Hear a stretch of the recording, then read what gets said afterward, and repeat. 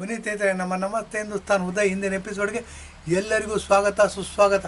ನೋಡಿ, ನಾವು ನಮಸ್ತೆ ಹಿಂದೂಸ್ತಾನ್ ಅಂತ ಇಟ್ಕೊಂಡಿದ್ದು ಏನು ಅಂತಂದರೆ, ನಮ್ಮದು ಪ್ರಜಾಪ್ರಭುತ್ವದ ದೇಶ. ಪ್ರಜಾಪ್ರಭುತ್ವದ ಮೂಲಭೂತ ತತ್ವ ಏನು ಗೊತ್ತಾ? ಮೆಜಾರಿಟಿ ಮಸ್ಟ್ ಪ್ರಿವೇಲ್ ಅಂತ. ಮೆಜಾರಿಟಿ ಮಸ್ಟ್ ಪ್ರಿವೇಲ್ ಅಂದರೆ, ಸ್ವಾತಂತ್ರ್ಯ ಬಂದಾಗ ನಮ್ಮ ಇಂಡಿಯಾದಲ್ಲಿ 90% ಇದ್ವಿ ನಾವು ಹಿಂದೂಗಳು. ಹಾಗಾಗಿ ಹಿಂದೂಗಳ ಆಶಯಗಳಿಗೆ ಪೂರಕವಾಗಿ ಸರ್ಕಾರಗಳು ಇರಬೇಕು, ಹಿಂದೂಗಳ ಆಶಯಕ್ಕೆ ಪೂರಕವಾಗಿ ಸರ್ಕಾರಗಳು ನಡ್ಕೋಬೇಕು. ಬರೀ ಎಲೆಕ್ಷನ್ ಟೈಮಲ್ಲಿ ಏನು ಮಾಡ್ತೀವಿ, 4 ವರ್ಷ 5 ವರ್ಷನೂ ಟಿಪ್ಪು ಜಯಂತಿ ಮಾಡಿಬಿಡ್ತೀವಿ. ಎಲೆಕ್ಷನ್ ಟೈಮಲ್ಲಿ ನನ್ನ ಹೆಸರು ರಾಮ ಇದ್ದಾನೆ ಅಂತ ಓಡಾಡ್ತೀವಿ. ಮತ್ತು ಇವಾಗ ಏನು ಅಂದರೆ ನೋಡಿ, ಅಯೋಧ್ಯೆಯಲ್ಲಿ ರಾಮ ಮಂದಿರ ನಿರ್ಮಾಣ ಆಗ್ತಾಯಿದೆ. ಕಾಂಗ್ರೆಸ್ಸು, ಸೋನಿಯಾ ಗಾಂಧಿ, ರಾಹುಲ್ ಗಾಂಧಿ, ಕಾಂಗ್ರೆಸ್ ಹೈಕಮಾಂಡ್ ರಿಜೆಕ್ಟ್ ಮಾಡಿದೆ ಇನ್ವಿಟೇಷನ್ನ. ನಾವು ಹೋಗೋದಿಲ್ಲ ಅಂತ.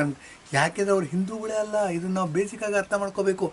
ಅವ್ರು ಮಾಡೋದು ಸ್ವಾಭಾವಿಕ. ಅವರು ಯಾಕೆ ಅಂತಂದರೆ ಹಿಂದೂಗಳಿಗೆ ವಿರೋಧವಾಗಿರ್ತಕ್ಕಂಥ ಪಕ್ಷ ಅದು ಕಾಂಗ್ರೆಸ್ ಪಕ್ಷ.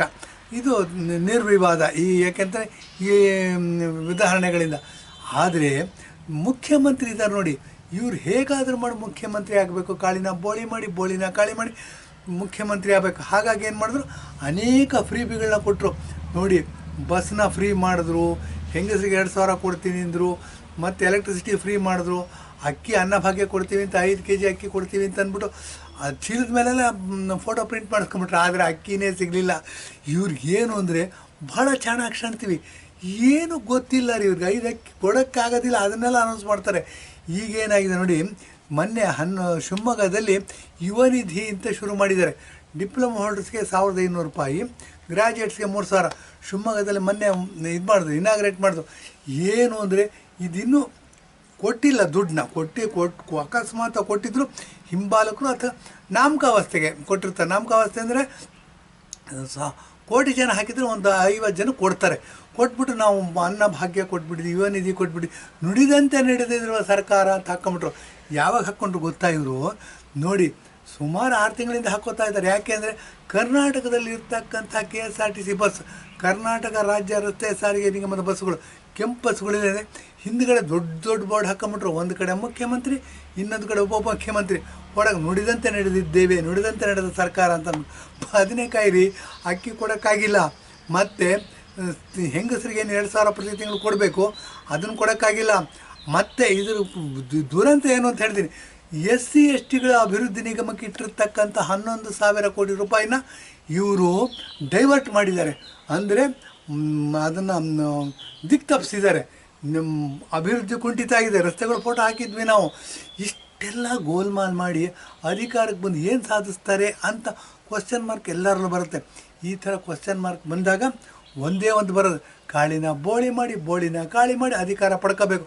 ಈಗ ಪಡ್ಕೊಂಡಿರ್ತಕ್ಕಂಥ ಅಧಿಕಾರ ನನ್ನ ಮಕ್ಕಳು, ಮೊಮ್ಮಕ್ಕಳು, ಮರಿಮಕ್ಕಳು ವಂಶ ಪಾರಂಪರ್ಯವಾಗಿ ನಮಗೆ ಇರಬೇಕು. ಎಲ್ಲ ಪ್ರಪಂಚದಲ್ಲಿರ್ತಕ್ಕಂಥ ಸುಖ ಸೌಭಾಗ್ಯಗಳಿಗೆ ನಾವೇ ವಾರಸ್ದಾರು, ನಮಗೆ ಮಾತ್ರ ಸಿಗಬೇಕು ಅಂದ್ಬಿಟ್ಟು ಏನಾಗುತ್ತೆ. ಇದಕ್ಕೊಂದು ಉದಾಹರಣೆ ಕೊಡ್ತೀನಿ, ತುಂಬ ಕಾಂಟ್ರವರ್ಷಿಯಲ್. ನೋಡಿ, ನಮ್ಮ ಚೀಫ್ ಮಿನಿಸ್ಟರ್ ಮಗ ಒಬ್ಬರಿದ್ದರು, ಅವ್ರ ಹೆಸರೇನೋ ಮರ್ತು ಬಿಟ್ಟಿದ್ದೀನಿ ನಾವು. ಅವರೆಲ್ಲೋ ಬೇರೆ ದೇಶಕ್ಕೆ ಹೋದರು. ಅಲ್ಲಿ ಏನು ಎಡವಟ್ಟು ಮಾಡ್ಕೊಂಡ್ರು ಗೊತ್ತಿಲ್ಲ, ಅವ್ರ ಹೆಣ ಬಂತು.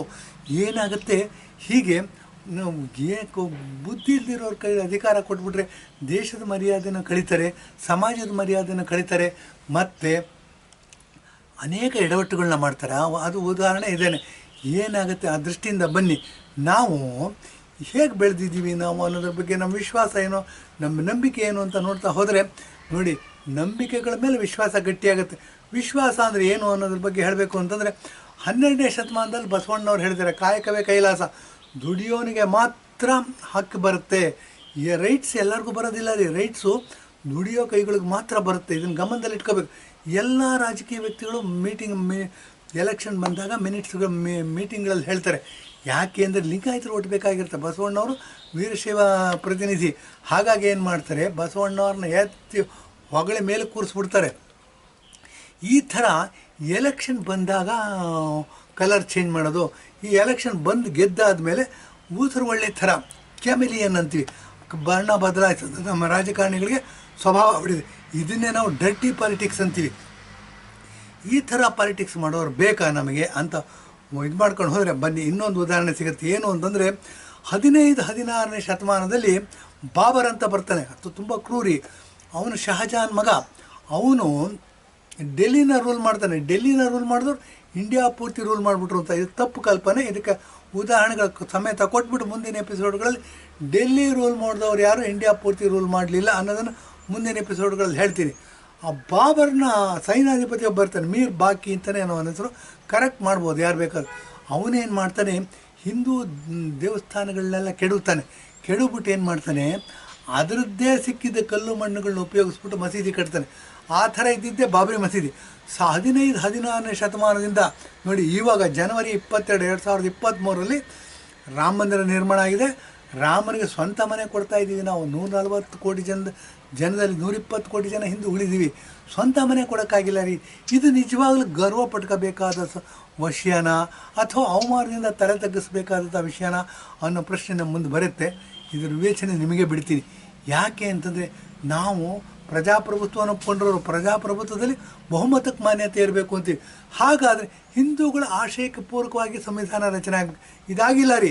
ಯಾಕಾಗಿಲ್ಲ ಅಂತ ಹೇಳ್ತೀನಿ. ಸೆಕ್ಯುಲರನ್ನು ಓಟ್ ಸೇರಿಸ್ಬಿಟ್ಟು ಮುಸಲ್ಮಾನರಿಗೋಸ್ಕರ ಪಾಕಿಸ್ತಾನ ಬೇರೆ ಮಾಡಿಕೊಟ್ಟ ಮೇಲೆ ಇಲ್ಲಿ 80-90% ಇರ್ತಕ್ಕಂಥ ಹಿಂದೂಗಳಿಗೋಸ್ಕರ ಹಿಂದೂಸ್ತಾನ ಆಗಬೇಕಿತ್ತು. ಅದಕ್ಕೆ ಪೂರಕವಾಗಿ ಸಂವಿಧಾನ ರಚನೆ ಆಗಬೇಕಿತ್ತು. ಇಂಥ ಸಂವಿಧಾನದಲ್ಲಿ ವಿ ದ ಪೀಪಲ್ ಅಂತ ಹೇಳಿದ್ಮೇಲೆ ಸೆಕ್ಯುಲರ್ ಅನ್ನೋ ಶಬ್ದ ಎಲ್ಲಿ ಬರುತ್ತೆ?